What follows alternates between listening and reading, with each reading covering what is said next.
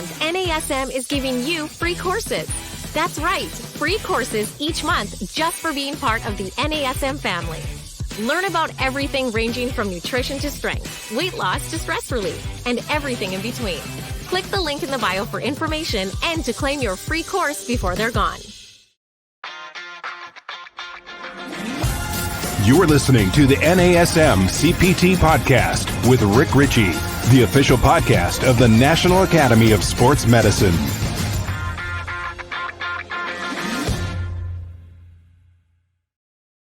Hey, y'all, and welcome to the NASM-CPT Podcast. My name is Richey, and I was scrolling through Instagram. I was scrolling through the old IG, and I saw a post, and the post gathered, it really got my attention. Someone, Ronnie Allen, he's a trainer at one of the gyms that I have. He put a post out. It said, too many people out here are attached to everything but committed to nothing. And I thought, my goodness, I want to talk about that. I have so many feelings, my feels. I was in my feels at the moment when I read that. People are attached to everything and committed to nothing. Now, what does that mean in light of fitness? Right? Because that's what we're talking about. And I think the real answer, the good answer, and the right answer is that for the beginners, that's exactly how it should be. As a beginning trainer and as a beginner going into fitness, you kind of need to be attached to everything. You need to try everything, see what's out there. Get yourself into some group classes and, practice your weightlifting, try your high intensity stuff, maybe take some yoga classes, try a bit of Pilates. There are a lot of things out there to try. I like to think of it as like college. College is a great example. First 2 years are general education courses. So take your general courses, take your general ed, see what all is out there. And then you start to find your footing and who you are and who you want to be and what you want to do. And we do that in this profession. Who are we? Who do we want to be? And what do we want to do? And we're going to explore our interests. So exploring our interest is something that we need to do. And what I'm not saying, what I am saying and what I'm not saying. So here's what I'm not saying. What I'm not saying is explore your client's interests and then learn how to train that way to make your clients happy. That is not what I'm saying. I'm talking about you exploring your interest as a professional. So that way you don't have to cater your style, your system, or your vibe to other people and continue to be a generalist. You can now focus on something that's your thing. It's your interest. So I'll say that, I don't know, probably 15 years ago, mine was corrective exercise. I was like, this is it. And, corrective exercise was relatively new to the fitness professional. And I loved doing the assessments. I love doing an overhead squat assessment and seeing what was going on. And then, all right, well, now let's squat with the heels up. And now put your heels back down, put your hands on your hips and squat again. All right, now heels up, hands down, squat again. Now let's do a single leg squat assessment. Let me see, are the feet out? Are the knees in? Did your body rotate on the way down? Is there a hip hike? Is there a shift? I love that stuff. Not just pointing out what's going on in the assessment, but I also said, okay, well, now when that happens, here's what I do. I loved it. I lived it. I had trainers coming up to me. The trainers were asking me, Rick, hey, can you help me out? Can you look at my squat? Can you check me out with this? And then it became pretty impressive. So the trainers would sometimes refer their clients to me for a session or two. Trainers don't want to be handing their sessions over, but if I could help out with their clients for a little bit, then they'd be more than happy to send them over to meet with me and do a session or two. And then I had where I was at the time, where we had a gym and the sale, and we had memberships, right? So the salespeople would introduce themselves to people and walk them through the gym and let me learn a little bit more about you and exercise. And they would say, do you have anything that might limit your ability to exercise? You might get somebody rolling their shoulder. I got the whole shoulder thing, or I did something to my back. And after a while, even the salespeople were like, oh, you should train with Rick. You should at least meet Rick. Let me introduce you to him. And they were doing all the work for me. I didn't have to sell any personal training sessions because everybody was selling training on my behalf for me. Why? Because I was a specialist. It was something that it was my focus. And we had a guy there that was an ultra marathoner, and I remember he had done a half Ironman, and the next thing he did was a double Ironman because the half Ironman wasn't hard enough. And I thought, why wouldn't you just go right to a regular Ironman first and test the waters out? But, people like Josh Zittimer, who did this, my friend and colleague for a long time, he said, no, I'm going to do a double. And he did. Let me tell you something. Anybody wanted to come to me about triathlons, anybody wanted to come to me about biking, running, or swimming individually, boom, I sent them out to Josh, not my specialty, not what I focused on. And though I could train them and give them good workouts, I wouldn't be able to train them for what they really wanted, what their true outcomes were. And they could have a fitness coach who was also understood the skills portion of it. As a skills coach, he could understand that as well. So I specialized. And then I specialized even more. I started focusing on low back and hips and shoulders, and went back to school and got my master's in exercise science. And I took a track on performance enhancement and injury prevention, because I was working with athletes at the time. I wanted to get better working with athletes, and I wanted to minimize and prevent injuries as best as I could. And then I ended up going back to school again for massage therapy, because there's only so much that a foam roller could do. And I thought, well, if I could actually put my hands on people legally, work with them, touch them, and manipulate the tissue. And so I'm taking my scope and I'm narrowing and I'm narrowing and I'm narrowing more and more and more to what I can do, and trying to become committed to something instead of attached to everything. And I don't mind that. I think, there's general education in college too, but most of the times we go to school and we focus on something. And I think in fitness, you need to be able to do a lot of things. So don't get me wrong. You need to be able to do a lot of things. But what's your specialty? What's your focus? What's the thing that makes you get up in the morning? Because if it's not what you're doing, you need to start creating a drive for yourself. You need to start delivering for yourself. Who are you in fitness? Who do you want to be? How would you like to see yourself? And I am not talking about becoming a fit fluencer. I'm not saying who do you want to be because you want to be seen by people and you want people to double tap on your pictures that you post and you want a blue check next to your name. That's not what I'm talking about, right? That's not a skill set. That's a happenstance. It's something that you develop regardless of skill. And I know that because the majority of people in fitness that I see with a blue check next to their name is regardless of skill set. So that's a marketing and it's branding. What do you want as your skill set as a fitness professional? What do you want your focus to be? And it could be all sorts of things, but after a while, you develop a skill set and you start saying, what's the lane that I want to spend most of my time in and focus most of my direction to? And for a long time, again, though, for me, that was corrective exercise. And then a few years ago, I was diagnosed with type 2 diabetes. And then all of a sudden, from corrective exercise, I shift out of focusing on that lane and I start studying and learning more about type 2 diabetes and about what is the etiology of it. Like how does it happen? How did I get it? How does that happen? And then how can I help other people that are experiencing it?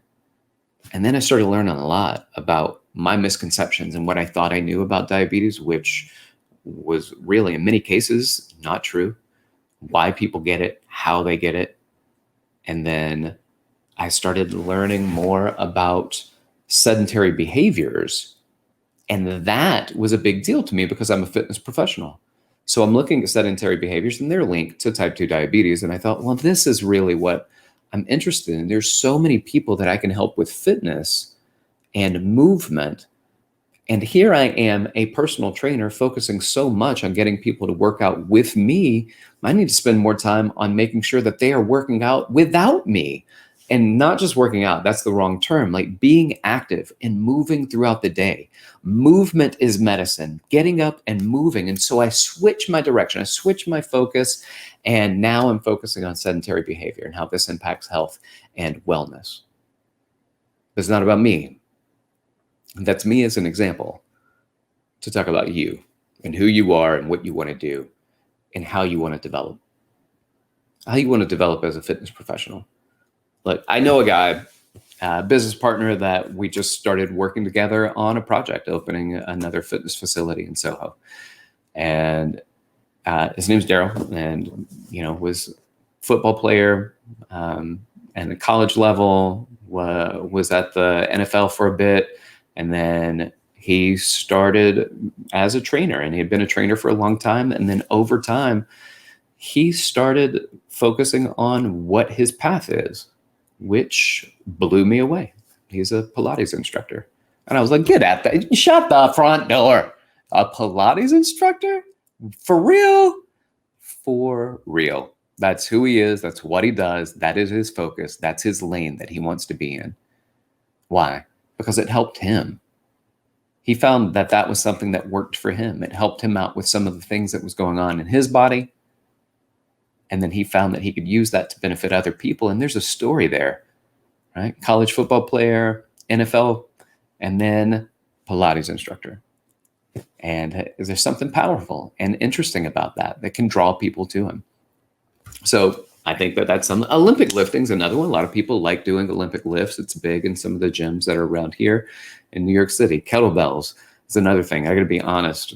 Years ago, when kettlebell started making its initial simmer and bubble, I thought this is not gonna last. This is the same. You can swing a dumbbell. Why don't you swing? We already have dumbbells.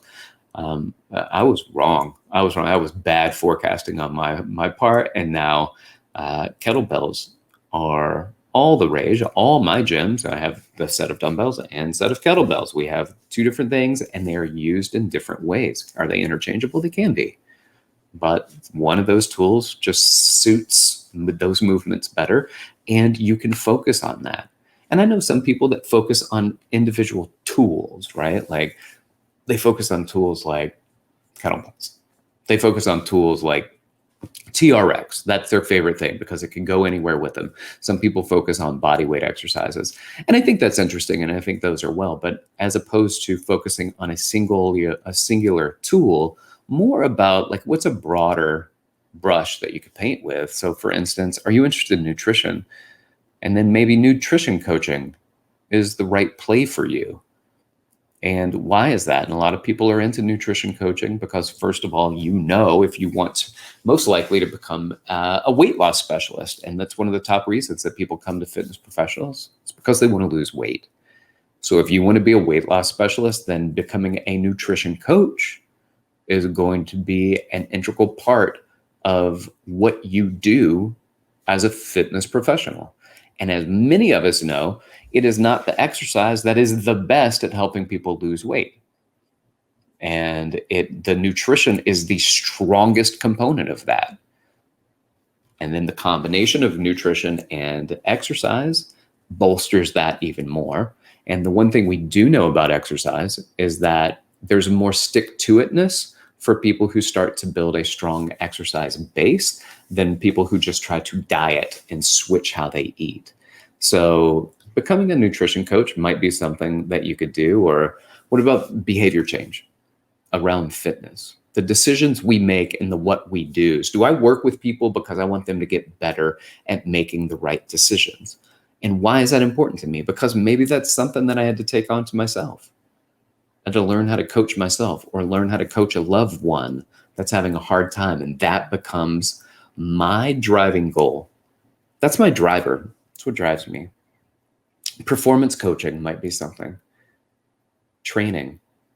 Performance training. What about skills? There's skills that just like lifting skills, becoming like the technique coach on lifts or spotting or cueing. I think this is good. There's a guy named Nick Winkleman who has become like the cueing specialist, and it's fantastic. I love the cueing stuff, and he does a great job with his cues and how to direct people to certain things. And this is a valuable thing. What do you want to do, and who do you want to be as a fitness professional? And you don't have to go into corrective exercise like I did. And there are a lot of paths that you can do too through NASM. I mean, NASM offers a lot of things like a certified nutrition coach, and they have the MMA conditioning specialist and the corrective exercise specialist, performance enhancement specialist. They have all of these specializations, and I think they're great.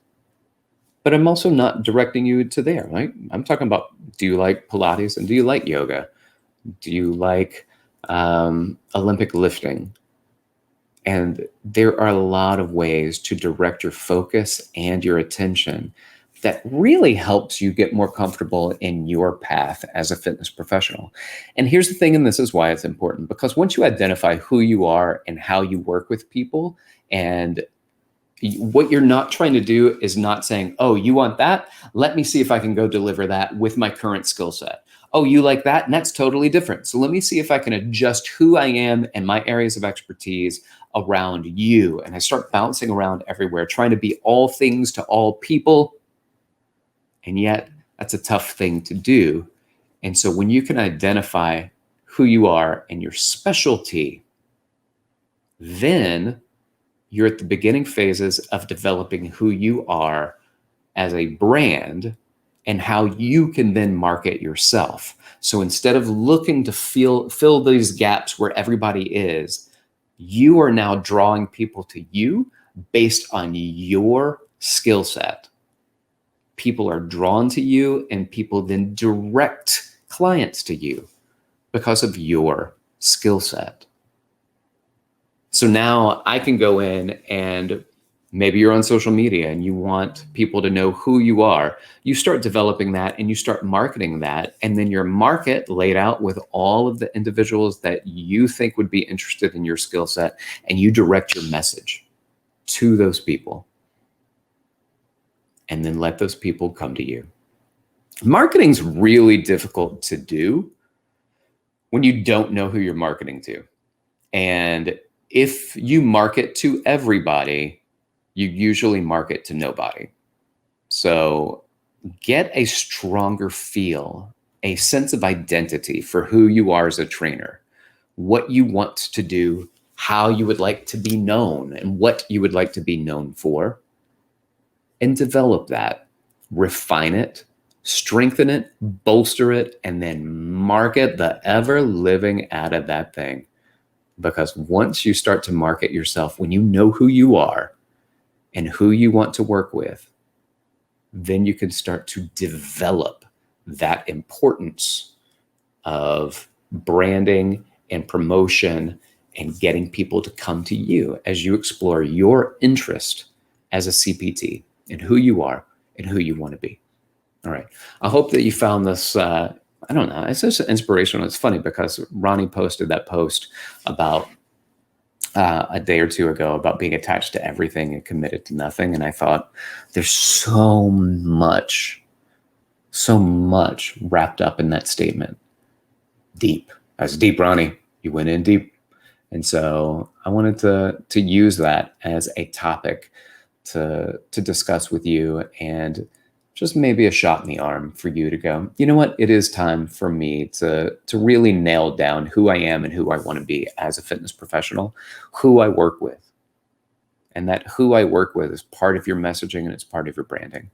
And I hope that you found that helpful. If you have questions about any of this, you want to maybe learn a bit more about how you can get into focusing on you and your specialization, or how to market yourself, then maybe those will be additional CPT podcasts that we can get into. So if so, shoot me a message at DM on Instagram at dr.rickrichey. I'd be happy to get your feedback and know if this is a direction that we want to continue exploring. You can also email me at rick.richey@nasm.org. Thank you so much for your time. Thanks for listening. This has been the NASM CPT Podcast.